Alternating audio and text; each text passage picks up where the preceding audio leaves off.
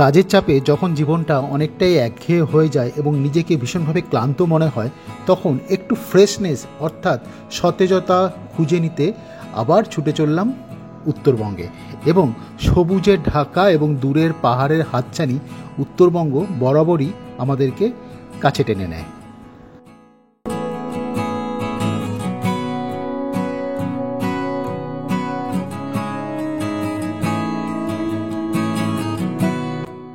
প্রথাগত কোনো tourist destination নয়, আমার শুধু পথ চাওয়াতেই আনন্দ। দুপাশে ঘন সবুজ আর তার মাঝখান দিয়ে চলে গেছে কালো পিচঢালা রাস্তা আর দূরে মেঘলা আকাশ। সত্যি এ এক অজানার দিকে পাড়ি দেওয়া।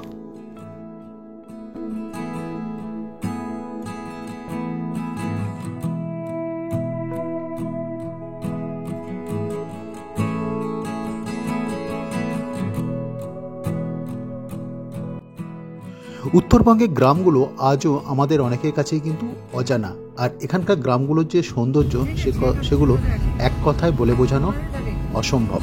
আর দেখুন দুপাশে রঙিন বাড়ি এবং মানুষগুলো যেন খুব বর্ণময়। তবে হ্যাঁ, বর্তমান পরিস্থিতিতে রাজনীতিকে এড়িয়ে চলা কিন্তু এক কথায় অসম্ভব।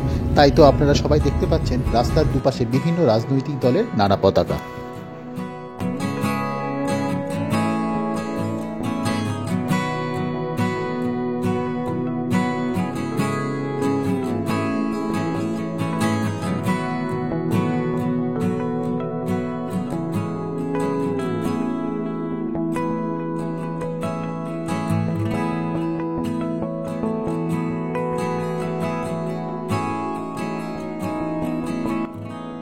আর এই মুহূর্তে আমি গাড়ি চালিয়ে চলছি মেটেলির দিকে এবং বিভিন্ন গ্রাম এবং আঁকাবাঁকা রাস্তা পেরিয়ে।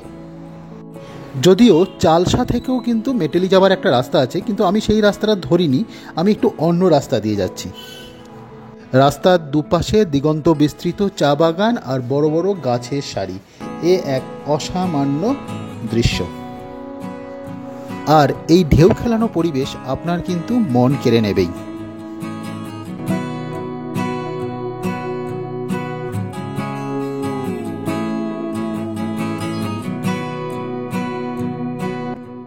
আমি আপনাদেরকে এইটুকু অ্যাসুরেন্স দিতে পারি, যদি এই ভিডিওটা চুপচাপ দেখেন তাহলে সত্যি মনে হবে যেন আপনি নিজেই এই জায়গাতে চলে গেছেন এবং মন ভালো হবেই, কারণ এত সুন্দর সবুজের সমারোহ সত্যি এক কথায় অকল্পনীয়।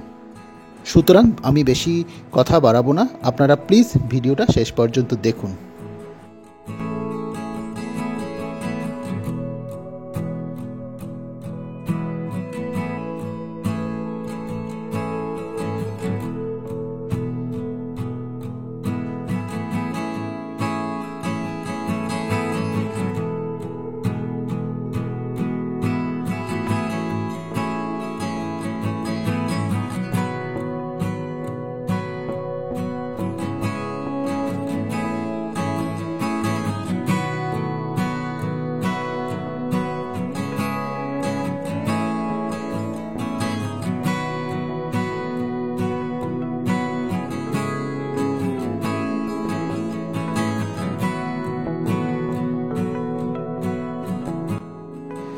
দেখতে দেখতে আমরা পৌঁছে গেলাম মেটেলি, পাহাড়ের উপর ছোট্ট সুন্দর একটা গ্রাম।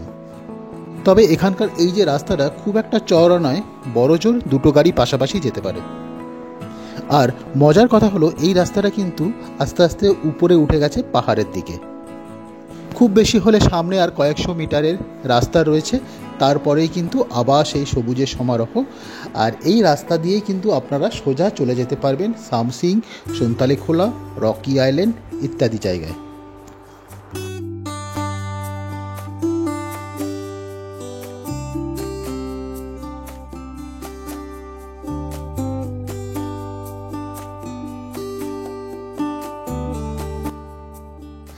ভিডিওটা যখন আপনারা দেখছেন তখন সেই ফাঁকে আপনাদের সকলের কাছে আমি অনুরোধ রাখছি, প্লিজ যদি এখনও পর্যন্ত আমার এই চ্যানেলটিকে সাবস্ক্রাইব না করে থাকেন তাহলে সাবস্ক্রাইব করে দিন আর পাশের বেল আইকনটি প্রেস করে রাখুন, তাহলে যখনই কোনো নতুন ভিডিও আপলোড হবে তার নোটিফিকেশন খুব সহজেই কিন্তু আপনাদের কাছে পৌঁছে যাবে। আর এই ভিডিওটা যদি ভালো লাগে তাহলে অবশ্যই তো লাইক করবেন আর কমেন্ট করে জানাবেন যে ভিডিওর কোন অংশটা আপনাদের সবথেকে বেশি ভালো লাগলো, আর শেয়ার করে কিন্তু সকলকে দেখাবেন।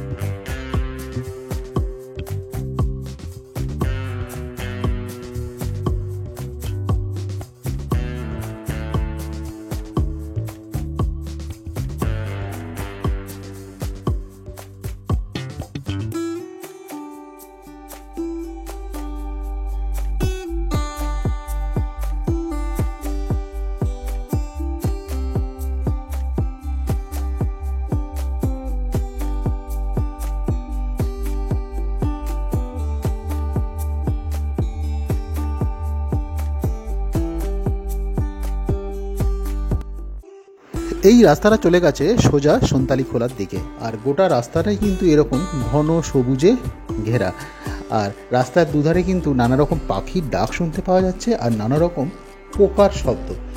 এখন গাড়িতে রয়েছি বলে শব্দটা বুঝতে পারছি না, আমি কিছুক্ষণ বাদে গাড়িটা যখন থামাবো তখন আপনাদেরকে শোনাবো যে আওয়াজটা ঠিক কীরকম হয়।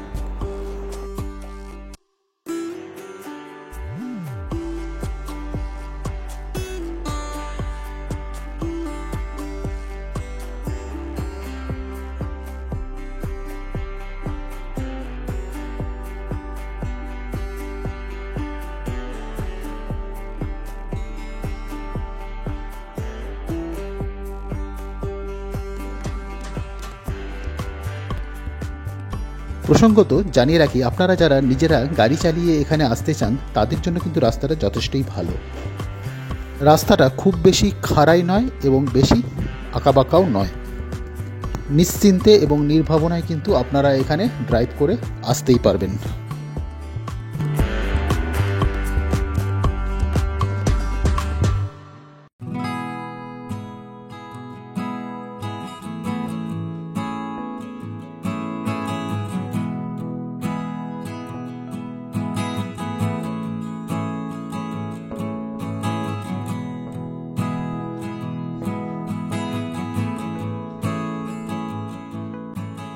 সত্যি এমনই একটা জায়গা যেখানে চারিদিকে ঘন সবুজ এবং নিস্তব্ধ একটা পরিবেশ আর কালো পিছড়ালা রাস্তা শহুরে নাগরিক জীবনের সমস্ত ক্লান্তি এক লহমায় যেন দূর হয়ে যায়।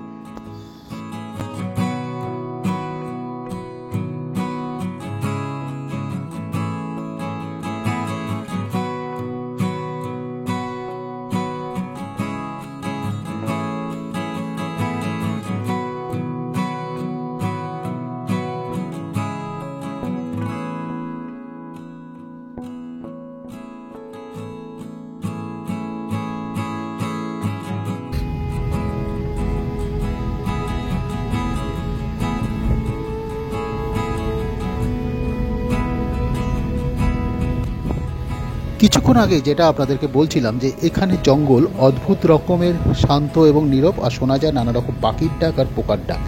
এবারে খেয়াল করুন, কিছুক্ষণের মধ্যেই শুনতে পারবেন এমন একটা জায়গায় গাড়ি দাঁড় করাচ্ছি, সেই রকম নানা রকম অচেনা শব্দ এবং পোকার ডাক।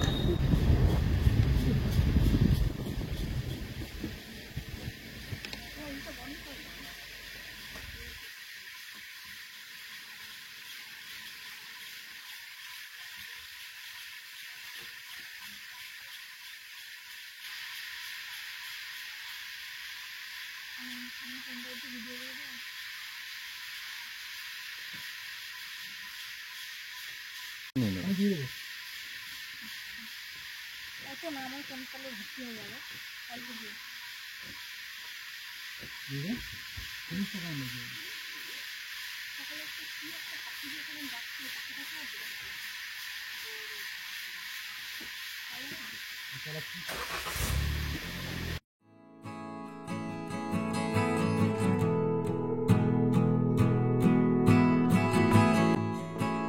আবার এগিয়ে চলা পাহাড় ও জঙ্গলের মাঝে আঁকাবাঁকা পথ ধরে, এবং এইখানটা কিন্তু একটু খাড়াই রয়েছে।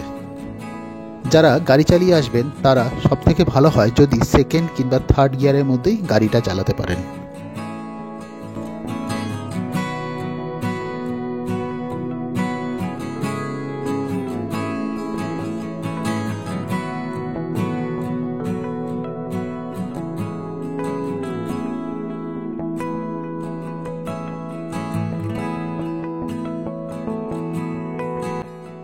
আমরা পৌঁছে গেলাম পাহাড়ের উপরে ছোট্ট সুন্দর একটা গ্রাম সুনতালেখোলা।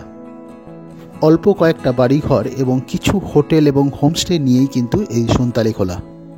আর এই সুনতালেখোলাতেই কিন্তু রয়েছে পশ্চিমবঙ্গের বন দপ্তরের দ্বারা পরিচালিত সুন্দর একটা থাকার জায়গা, অর্থাৎ কটেজ। আশা রাখছি এই ভিডিওটা আপনাদের সকলেরই ভালো লেগেছে এবং আমি চেষ্টা করছি পরবর্তী পর্ব আনার।